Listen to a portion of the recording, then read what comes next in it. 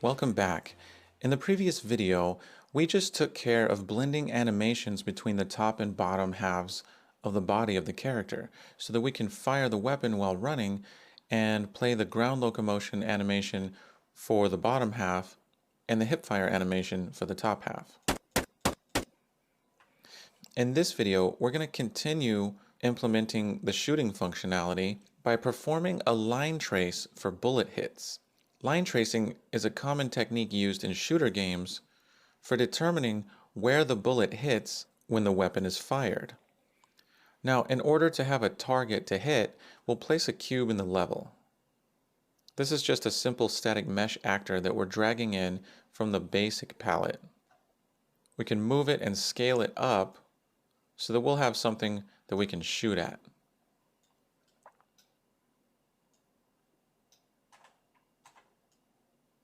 So let's go ahead and add some code to our fire weapon function so that we can perform this line trace. Here in Visual Studio in shooterCharacter.cpp, I'm going to scroll down to the fire weapon function. I'll go ahead and close out of the other tabs that we're not using for now. I'll keep shooterCharacter.h and .cpp. Now here inside fire weapon, we have a reference to the barrel socket. That's the socket that we created and placed at the tip of the barrel of the gun. Just as a reminder, we'll go back to Bellicus Skeleton and type in barrel and select barrel socket. And we can see that this is the socket that we created. Its parent is the bone called weapon. So we have barrel socket. Now inside of barrel socket, we're creating the muzzle flash by calling spawn emitter at location using the transform for that socket. Just underneath that, we can perform our line trace. Now the uWorld object that we get from getWorld has a function called line trace single by channel. Now it's called line trace single by channel because there's also a line trace multi by channel. Now I cover line tracing in depth in my book Unreal Engine C++, The Ultimate Developer's Handbook, and we go through some examples of line trace single and multi and explain how all those functions work. Line trace multi has to do with a line trace hitting a particular object and continuing to trace through that object and hitting objects behind it as well. You can think of a line trace as shooting out a laser pointer, and wherever the red dot from the laser pointer hits, you have information about that hit location. When we perform a line trace, we usually pass in a struct called an fHitResult, and an fHitResult contains variables that line trace single by channel will fill in for us. So that's why we create a local variable of type fHitResult, and we'll call this one fireHit. Now you'll notice if we click in the parentheses and use Control-Shift-Space to see the argument list, fHitResult is passed in as a reference, and it's not a const reference. If it were const, we would know that this function does not plan on changing this hitResult struct, but it's not const. So this means that this function can change our hit result.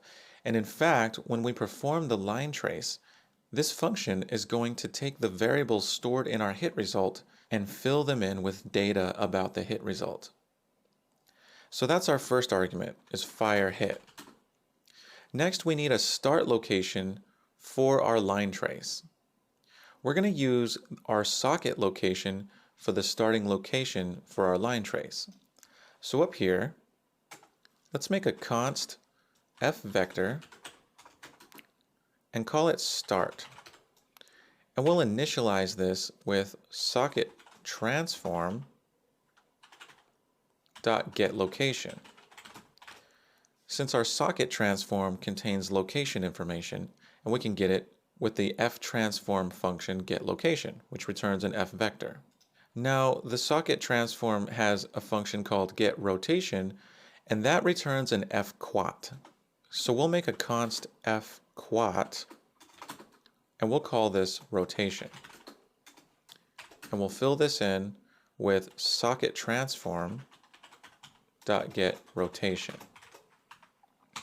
Now you might be expecting a F rotator for get rotation, but socket transform stores this information in an FQuat. An FQuat is a quaternion. Now a quaternion is a mathematical concept. It contains some information related to rotation. Technically speaking, an FQuat has information pertaining to the rotation about some axis in 3D space. So if you have some axis represented by a vector, the quaternion stores information pertaining about a rotation around that axis. Now, we won't go into too much depth about the mathematics of quaternions, but just understand that they're often used in game engines because they can store rotation information in a way that avoids certain pitfalls that rotators can fall into. Now we know that an FQuat has information about a rotation about some arbitrary axis. We're going to get that rotation axis, and that's going to be in the form of an F vector. So let's say const F vector, and we'll call this rotation axis, and we'll use the rotation FQuat, which has a function called getAxisX.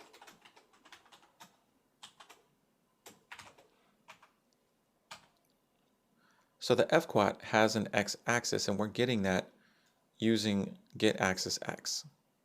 This is essentially the same as the x-axis on our socket, which is pointing outward since our socket is oriented such that its x-axis is pointing outward away from the barrel.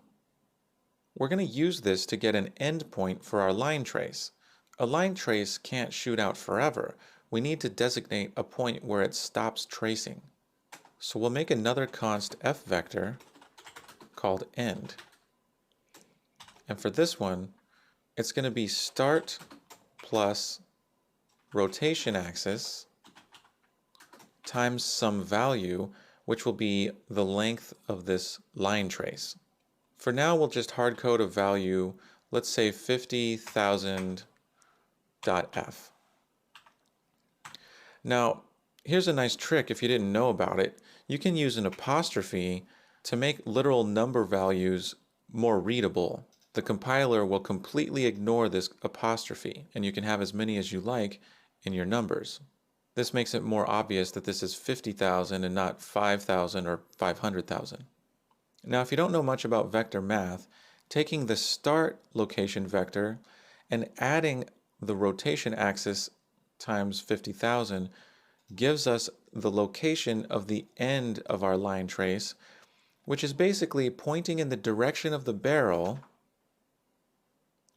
but 50,000 units outward. Let's illustrate this in a little bit more depth real quick. Let's say we have the origin of the world here.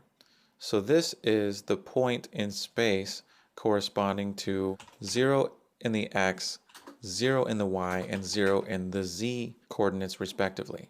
Now somewhere in the world, I have the location that is the start of my line trace, where we have our barrel socket, and it's pointing in its own direction. Now the vector that represents this socket is a position vector from the origin to the socket location. This is our vector that we called start. Now we want our end location. So let's say we draw an imaginary line from the start of the barrel socket straight out in the direction that the barrel socket is pointing for 50,000 units. For our end location that we're going to pass into the line trace function, we want the position vector for this location, which is the vector from the origin to the end location. Well, according to mathematics, if you take vector A and you have another vector called vector B, when you place vector B such that its tail is at the head of vector A, then the mathematical quantity A plus B is the vector from the tail of A to the head of B. So we can get this end vector by taking the start vector and adding this vector, call it vector B, and the sum of the start vector plus vector B equals the end vector. Therefore, end equals start plus b. So here in our code, we create end and we set it equal to start plus b. And what is b? B is the rotation axis times 50,000 units. So for line trace single by channel, our second parameter is the start vector. So we're going to pass in start. The third parameter is the end vector, which we just created. So we're going to pass that in. Next, it's asking for a collision channel. When we use line trace single by channel, we're performing a trace that will hit things based on the collision channel that they're configured to collide with. A line trace will hit most things when we configure it with the visibility channel. So this is an enum belonging to E-collision channel, and it's called ECC visibility. Now the next parameter is a struct called fCollisionQueryParams, which we could configure, but it has a default value, so we can get away with not providing this parameter. The same goes for the next parameter of type fCollisionResponseParams. This also has a default value, so we'll get away with just these ones. Now FireHit will have information stored in it regarding the line trace, the most important of which is a Boolean called bBlockingHit. This will be true if we've hit something and false if we didn't hit anything. So we can check that with an if statement. If firehit.bBlockingHit. For now, all we want to know is what the line trace looks like, so we can draw a debug line to show us the result of the line trace.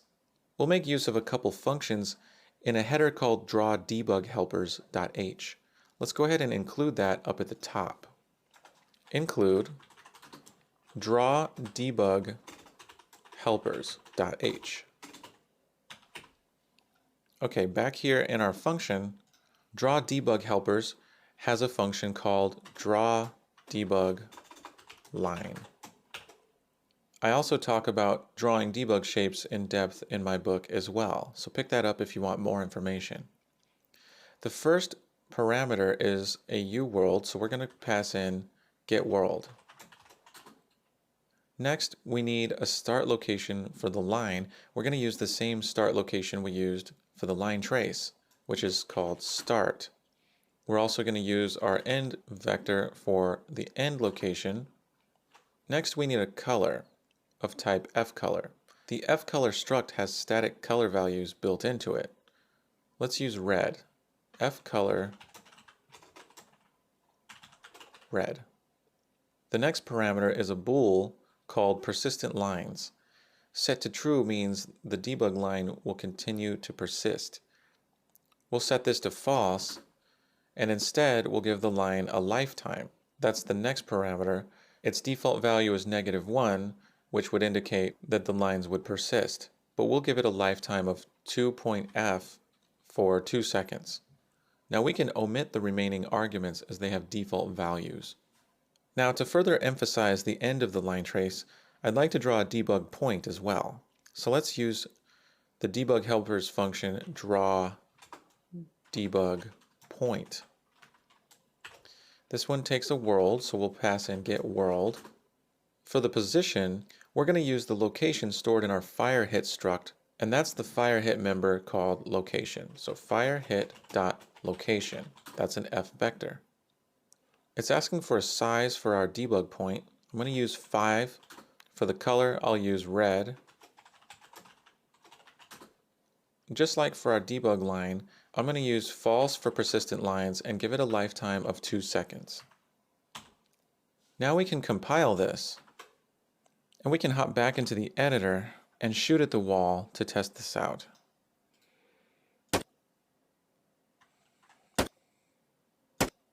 So we're getting a debug line showing us the line trace and a debug point showing us the location of the hit. So this shows us that we have information about our line trace, which we can use in our shooting mechanics. So this concludes this video. We learned about line trace single by channel and how it takes an f hit result and stores information in that struct regarding the line trace and whether or not it was hit, and we used draw debug line and draw debug point to show us the results of that line trace in the world. In the next video, we're going to implement spawning some hit particles so that we can see when we hit something in the world by creating little sparks and explosions. I'll see you in the next video.